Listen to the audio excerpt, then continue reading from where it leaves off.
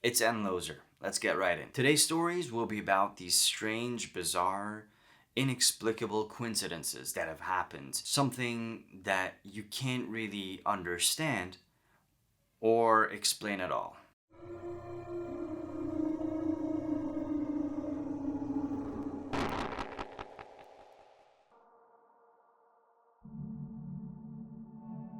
Claire was 13 years old when this happened. Her dad would wake up at 3 a.m. to go to work every single day. And as her dad was preparing to go to work, maybe have a quick snack or walk down the stairs, she would hear these noises coming from the kitchen and she would wake up and then she would want to go hug her dad real quick before he goes off to work. So this one day, she once again wakes up at 3 a.m. She gets out of the room and she doesn't see her dad. It's pitch black almost inside the house, no sounds at all. She kind of waits for a second and tries to hear, but no sound, which means her dad probably already left. So she runs down the stairs real fast and she sees the front door half open and the cold air is flowing through that opening of the door. So she stops there for a second. She thinks, all right, my dad just left. He probably forgot the door open. So she goes to the front door and she sees her dad from behind in his work clothes, you know, the working shirt that he'd always wear. It's her dad leaving for work. He's almost at the end of the stairs. And then she yells from behind him. She yells, "Dad, please come back," asking for a hug from her dad. Her dad just stops for a second. He doesn't immediately turn. He just waits there for a second. And when he does start to turn, it's not like this instant, "Oh, babe, I'm coming back." He slowly turns, so slow that it kind of creeps her out for that moment. As he's walking back upstairs, he's taking these very, very slow steps, and he's not looking at her, he's looking straight ahead to these stairs. So when he's walking upstairs, he's just like this, you know, with each step, just looking straight in front of him and not towards his daughter. And of course, she freaks out by this. She's scared, starts to kind of shiver and even cry a little bit, and asks her dad, "Dad, is everything all right? You know, why are you not smiling? Why are you not looking at me?" She's thinking that something is wrong. And her dad is getting closer, and he's now at the top of the stairs, and he kind of crouches just a little bit so that he can get at the same height with his daughter. And then he kind of reaches his arms towards her, wanting to lift her up, but just as he does so, two different set of arms from behind Claire just suddenly come in front of her, lift her up, pull her back. As she turns to see who that is, she sees her dad. And then she looks back outside and she sees her dad again. Both of these people are exactly alike. It's both her dad, and she doesn't know what to think. She starts crying. But the man inside that has hold of her is also looking with this strange and odd surprise on his face. He doesn't understand what it is he's looking at. And the guy outside, he doesn't really look surprised at all. He just looks with this empty and expressionless face towards the daughter and the father. Just a quick glance, and then he turns around, runs down the stairs, and just jolts off into the night from the streets, and then he's gone. He's disappeared. After that, the dad just kind of shuts down the door, locks it even. He does not know what's happened. As Claire tells the story, she says that her mother would have to try and convince her father that he was not losing his mind, that it was alright, whatever he had seen, it was something that they can't really explain right now. He's not crazy. And even when she grew up later, he would never open up this topic. He would never want to talk about it. So whatever happened that day is still a mystery. This is a story of a young man in his 20s. His name is Jake. And Jake would have these recurring dreams of this same lady over and over again. He would not know who she is. He would not know what she would want.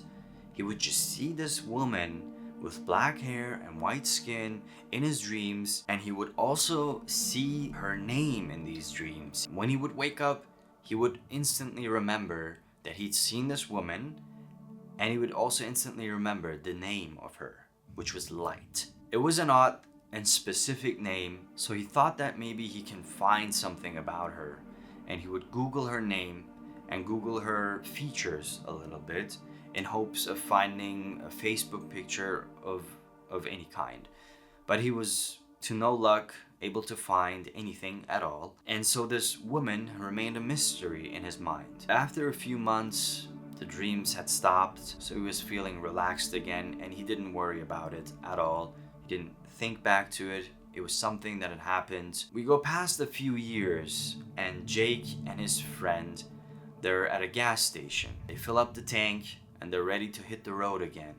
But right before they pull out to the highway, Jake's phone starts to ring, and he looks at the phone. It's not a number that he recognizes, so he's surprised, and he picks it up, and he says hello, and there's no answer.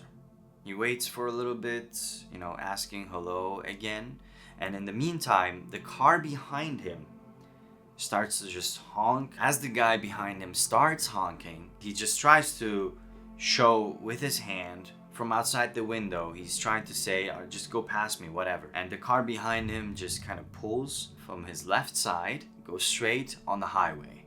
But just as he does so, a truck that's going high speed just loses control and crashes right into the car that just pulled out of the highway from behind Jake's car. So Jake just stares at this image that's happening before him. Both cars, they get into a serious explosion, and he calls 911 immediately. His friend and they're shocked. Turns out that both the drivers are dead.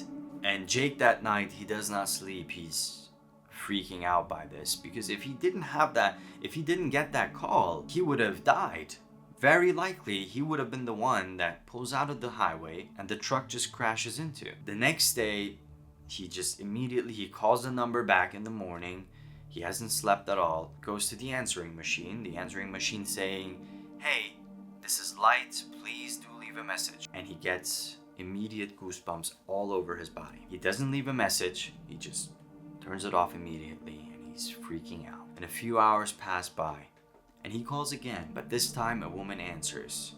Her name is Light. He tells the story that had happened to him. He tells about all of his dreams, why he was seeing her. He does not know. Light?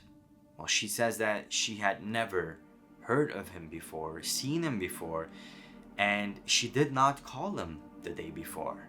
So it wasn't her, she says. And she doesn't even know how Jake got her number. It doesn't make sense to her. And as much as she empathizes with the accident that he was almost part of, she doesn't really want to see him or talk to him. She doesn't feel safe about this phone call. She does think that it might be a trick of some sorts, and she actually bluntly tells him that too. And he just asks for one last favor. He will never bother her again. He asks if he can check her Facebook out. So she agrees. She shares her Facebook. They hang up the phone, and surely enough, when Jake checks out her Facebook, Light, this woman, is the same woman that he'd seen in his own dreams, that he had maybe dreamed for months on end. He doesn't know why, doesn't know how. All he knows is, if it weren't for that woman, Light, he probably wouldn't have been able to tell this story today.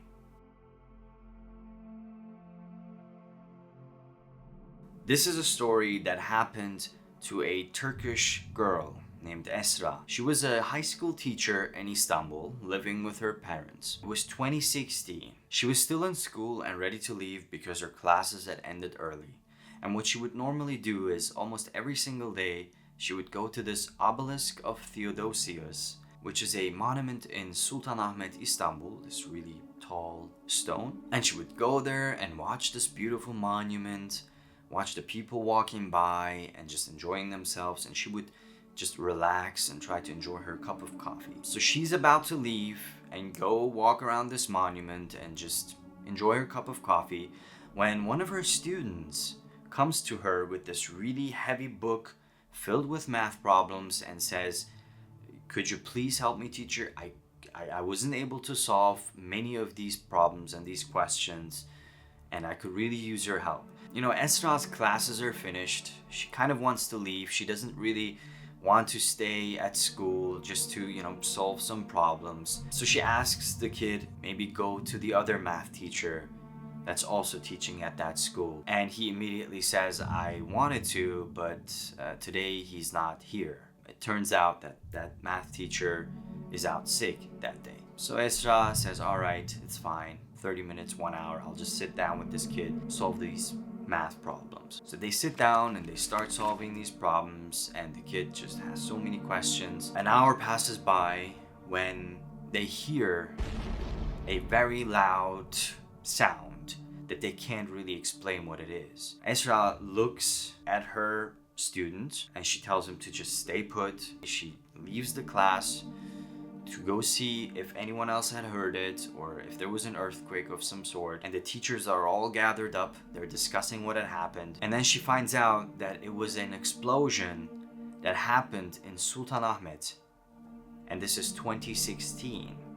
Feared for her life and just freaking out by what had just happened, that these images as she was seeing on the media and people having died and reports coming in that many would have died, she immediately just turns back to her student, goes back to the class, and he's not there. The book, however, is open, and the questions they've been solving, everything is written there. And she looks around the school because she's worried that he might leave and unattended it could be dangerous. She looks around the halls.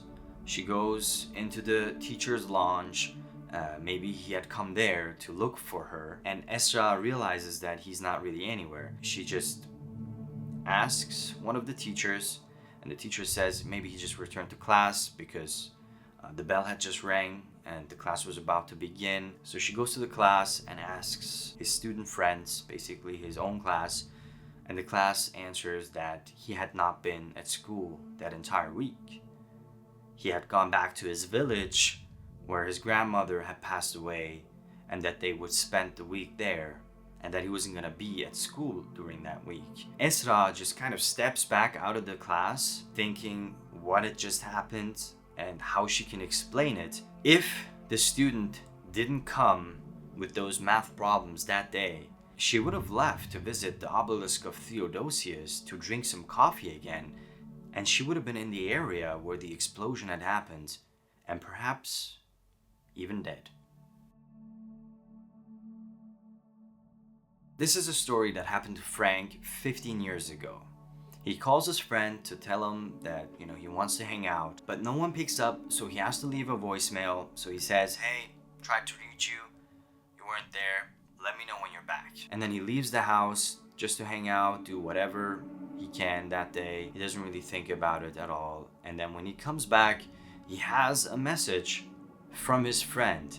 And the message goes something like, "Yo, tried to reach you back. That was some crazy voicemail you left." And he doesn't understand it. He calls him back. So they start talking.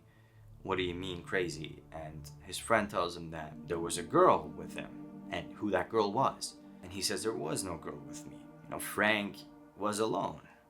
Not even his mother was at home during that time." And his friend insists that there was someone with him. So he asks for permission from his parents, and he just leaves the house, goes to his friend's house, and he listens to this audio, to this voicemail that is indubitably his own voice. There's no doubt about it. There's no arguments to be made. The way he talks, the way he, uses the words, the way he stops, and his accent, everything fits. It's him. And once the voiceover ends, where he says, "Just call me back," there's a 10-second, like a slight pause, and then the voicemail continues. It's still his voice. It's still the same exact wordings and the accent, but this time he's talking to a girl next to him. And they're talking about snowboarding, which he already does. Frank does do snowboarding in the winter, and he was working at a car wash at the time, and she asks about the difficulties or whether he's actually enjoying it and stuff like that, and they do discuss these themes, and then the voicemail just ends. His friend and Frank were never really able to understand what that voicemail was or where it really came from. They just chalk it up as a parallel universe call. In our next story, Hank is driving home from work, and it is a very rainy and snowy day. He comes to the crossroads when he realizes that one side of the road is blocked with barricades, meaning, you can't go in. And the other side is open, but there's a BMW at the side of the road, and hazards are on, brake lights are still on, and it's just standing there. Because he's an EMT, which stands for Emergency Medical Technician, he thinks to himself, maybe they need some help. So he slows down and he just, pulls at the side of the road, not very close to the BMW, just in case. And he leaves his car and he walks over to the BMW and he looks in the back seat to the back window, right? He looks inside the car and he sees a man slouched over to the front seat like this, almost like he's sleeping, not moving at all. So Hank thinks to himself, it might just be a couple of drunks. That might be the case here. But then, why would the brake lights be on? So he goes to the front door and he tries to look inside, and immediately he just jumps back because of what he sees. There's a man sitting in the driver's seat with his hands on the wheel, and he's just looking straight ahead. He's not moving at all. He doesn't flinch. Even when Hank is just slouched over the window trying to see what's going on inside, this man, he just doesn't flinch. He doesn't move at all. He's just looking straight out. Hank freaks out for a second, and as he gets closer to the window one more time, he looks inside and he sees this man has now turned their head straight towards Hank, and it's just smiling at him, still holding the wheels and smiling towards him and not moving at all. No other muscle is moving. Not even the eyes are almost blinking. And Hank is just kind of freaked out by this. He takes another step back and just gets closer to the front window again, just to try and see maybe who's sitting next to the driver's seat. Next to the driver's seat is almost exactly the same as the backseat guy. Just a guy slouched down towards the console, and he's just lying down there, not moving, almost as though he's blacked out or something had happened. And Hank is now a little bit freaking out, especially because this driver is just staring right at him. He's trying to yell things. He says, "Hey, sir, are you okay?" He's trying to knock on the window really loudly, tries to communicate with this guy, but the guy is just smiling right at him with this creepy smile. So Hank, he doesn't really like this. He just doesn't look at him anymore. He walks back to his truck to get maybe a medical emergency kind of a bag, because he's thinking maybe this guy just used some drugs or something is going on in his mind. He could be schizophrenic. Something is definitely wrong. So his heart is pounding so hard as he goes towards the handle of the door, and he kind of tries to pull it, but it's thankfully locked because he feels obliged to help people in need. But at the same time, this freaky situation, he actually is happy that the doors are locked. So he's walking back towards his truck to get the emergency kit backpack. But at the same time, he's calling 911, and he asks the police to, just maybe send people over, because there's this BMW and inside there's a few people maybe passed out. The doors are locked. They might be in need of help or emergency. The operator says, all right, we're gonna be sending a team. Did you get the license plate? Asks the operator, and Hank realizes he hasn't really just even looked at it. So he decides to walk back, but as he does, a big bus is coming from the other side of the road, and so he stops kind of to walk around the bus, but the bus slows down, almost as though whoever the driver is wants to have a word with Hank. So Hank just kind of walks around the bus. As he walks around, he realizes that the BMW was now gone. It was vanished. Where did it go?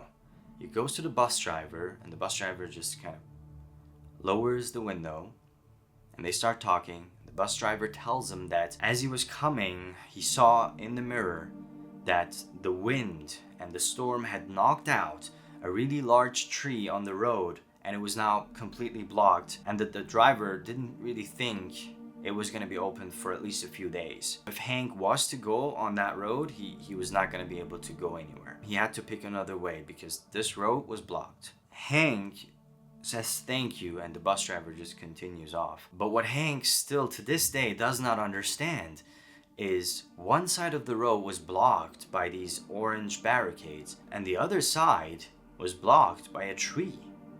So where did the BMW go? He didn't even hear the engine start or a car drive off. Authorities came and they checked the end of the road, and they did not find any BMW whatsoever. There was no car, no trace of a car. It was just gone. In this story, 12-year-old Rick tells us that he would love to go to grocery shopping with his mother, and his mother would always let him stay in the car. You know, some trucks would have these large kind of windows in the trunk part of the car. So Rick would just sit there and he would just watch people as they would walk by, or the cars, just watch all around him, and he would love that. And his mother would just leave, just a slight window crack so there would be airflow. She knew she'd be back in like 15-20 minutes, and she would think it was safe. And it was safe until that one day Rick was looking out the window, and there is this really weird looking guy. He looks somewhat poor, like a homeless guy with dirty clothes on. He's starting to walk from very far away towards where Rick is. And he's walking with this slow pace, dragging his feet almost his body is being dragged. And Rick realizes that it's coming towards him because the guy is looking straight at him, even from far away. He doesn't look anywhere else. So Rick is thinking, what's going on? Who is this guy? As he's literally crossing the road, he doesn't even look right or left. He doesn't wait for the cars to stop. He just walks straight ahead, and he gets close to the truck, and a few feet away he stops, and he stares right at Rick with this kind of puzzled looking face, like this almost. As though he's trying to understand something. He can't believe what he's seeing. He's shocked. And Rick is freaking out. I mean, he's 12 years old. He's in the car. He thinks to himself, all right, the guy is just going to smash the window and kidnap me. That's it. This is the end. But that does not happen. The guy then turns his back after a while, and he just starts walking back where he came from and disappears in the distance, just as Rick's mother arrives. And Rick is just freaking out by this, and he wants to tell his mom what had happened, but he's too afraid that when he does, that she might not allow him to be in the truck anymore when she goes grocery shopping. And he loves it so much, so he just decides to shut up and not talk about it. Many years pass, and they're just sitting together watching footages of when Rick and his sister were babies, playing in this amusement park. And then there's this footage which catches Rick's eye and catches him by surprise because he's just staring at it and he doesn't understand it. They're in an amusement park. His dad is holding Rick, above his shoulders, his legs around here, and they're just, playing. And on the side, on the right side, almost out of the footage, is a man standing. And that man is the exact same man that had come years ago when Rick was in the trunk, staring right at Rick. And Rick recognizes him immediately as he gets these goosebumps all over his body. And he realizes, he gets closer to the TV, and the man has still got that puzzled face and the same dirty clothes. And he's just looking at Rick, almost trying to understand something. And Rick doesn't really know how to say this, so he just keeps it to himself. Rick does not know whether the man would come again in the future, because he was there when he was a baby, and he was there when he was a young child. But he's never been able to understand or explain what this was. So when Judy was 5 or 6 years old, she and her siblings would hate this monkey toy that her father was always bragging about. And the father would say, "This is my favorite child." She and her siblings, they would just get annoyed by this. They would get angry. And they would want to get rid of this monkey toy. Except they were never able to really find it because her father was able to just hid it so well. One day though, her father is out for work.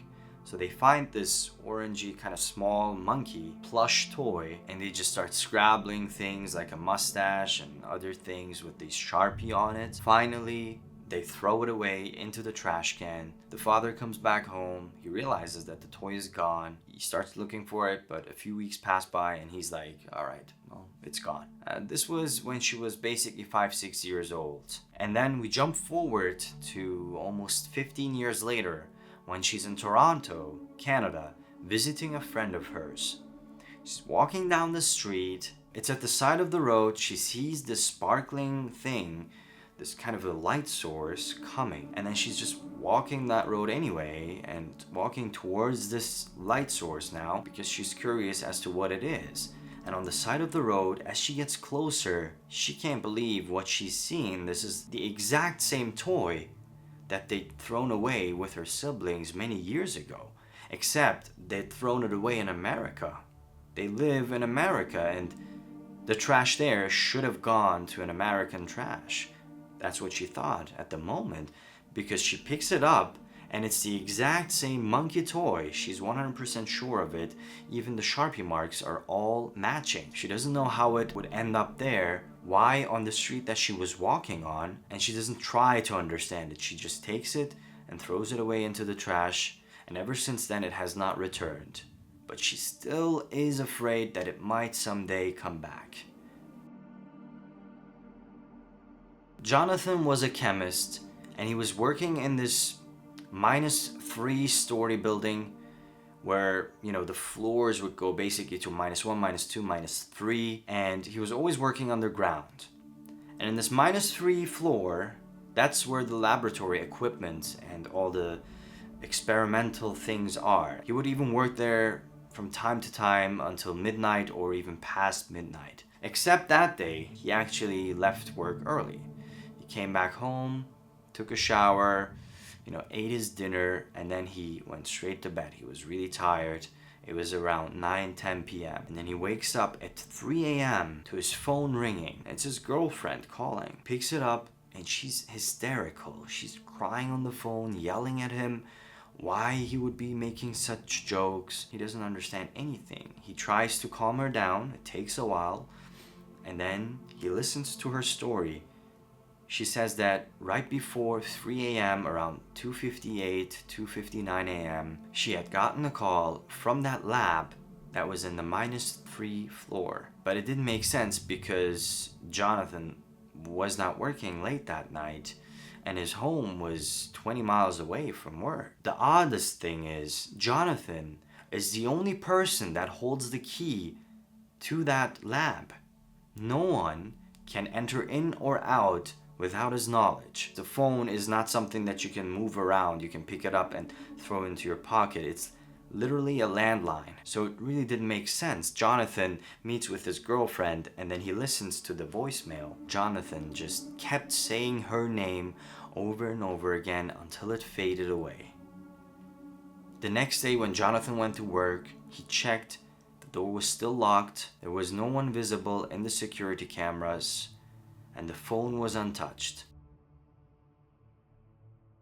When Michael was in 3rd grade, they were going to move into a new home. So they arranged this visit to the home, and the whole family, they go to this house. Before they move into the house, they just kind of wander around, look at the rooms, and enjoy the image of what will soon become their own home. But as they're leaving, Michael sees this lady in this rocking chair, rocking around. He just waves at her and she smiles back to him. But they leave the house and Jonathan stops his mother and he says, "Mom, I thought you told me that Uncle Jack was living alone." And his mother says, "Yeah, that's true." Then who was that lady? She kind of gets, "What lady?"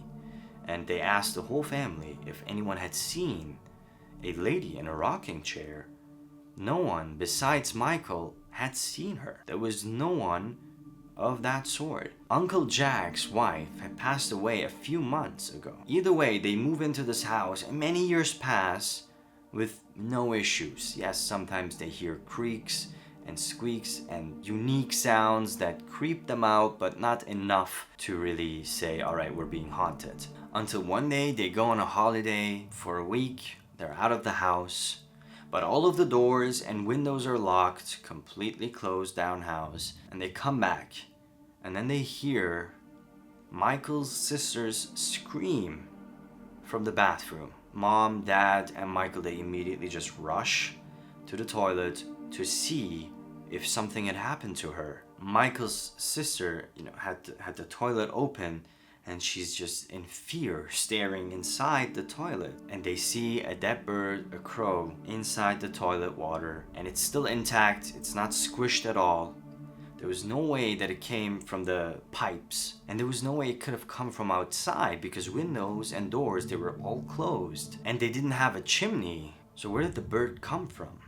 To this day, Michael and his sister do not close the toilet seat because they're too afraid that when they're opening it, they just find some bird or some sort of creature that is dead. And that concludes our stories of the bizarre and matrices. How did you find them? Did you enjoy them? Did you ever experience something similar? Please do let me know in the comments or send me an email, and I'll try to bring it up in the next video. Also, if you did like and enjoy this video, please do leave a like and make sure you subscribe and stay connected to the upcoming videos that we'll hopefully be posting weekly. I really appreciate you watching this video. Thank you so much for being here. It feels exciting to be doing something scary and out of the ordinary. Take good care of yourself. It's now time for that really, really scary ukulele song. Stay safe and stay eerie.